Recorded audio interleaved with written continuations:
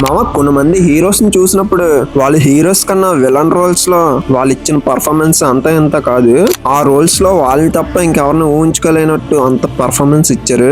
So వాళ్ళు ఎవరో చూద్దాం. ముందుగా జగపతి బాబు గారు హీరో కన్నా అరవింద సమేతలో విలన్ రోల్ లో ఇచ్చిన పర్ఫార్మెన్స్ అంత ఇంత కాదు. ఇంకా ఆ రోల్ లో జగపతి బాబు గారిని తప్ప ఇంకెవరిని ఊహించుకోలేనంత పర్ఫార్మెన్స్ అయితే ఇచ్చారు మామ. తర్వాత గోపీచంద్ గారు హీరో కన్నా నిజం సినిమాలో విలన్ రోల్ లో ఇచ్చిన పర్ఫార్మెన్స్ అంత ఇంత కాదు. ఇంకా ఆ రోల్ లో గోపీచంద్ గారిని తప్ప ఇంకెవరిని ఊహించుకోలేనంత పర్ఫార్మెన్స్ అయితే ఇచ్చారు. తర్వాత రానా గారు హీరో కన్నా బాహుబలి మూవీలో విలన్ రోల్ లో అతన్ని తప్ప ఇంకెవరిని ఊహించుకోలేనంత పర్ఫార్మెన్స్ అయితే ఇచ్చారు. ఇంకా హీరోకి రాలేని పేరు విలన్ రోల్ తో వచ్చింది రానా గారికి అయితే.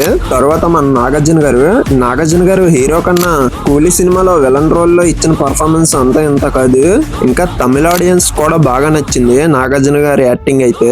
ఇంకా లేటెస్ట్ గా వచ్చిన దురంధర్ మూవీలో కూడా నాగార్జున గారిని విలన్ రోల్ గా అప్రూవ్ చేయరు, కానీ నాగార్జున గారు ఆ రోల్ ని అయితే రిజెక్ట్ చేశారు. తర్వాత కమల్ హాసన్ గారు హీరో కన్నా కల్కి మూవీలో విలన్ రోల్ ఇచ్చిన పర్ఫార్మెన్స్ అంతా ఇంత కాదు. ఇంకా ఆ రోల్ లో చూసినప్పుడు చాలా మంది కూడా భయపడ్డారు. ఇంకా కల్కి 2 చూడాలనుకున్న ప్రతి ఆడియన్స్ కూడా కమల్ హాసన్ గారు రోల్ తోని క్యూరియాసిటీ అయితే పెంచారు మామ. మరి ఇన్ని విలన్ రోల్స్ లోనే మీకే విలన్ రోల్ నచ్చిందో కామెంట్ చేశాను మామ.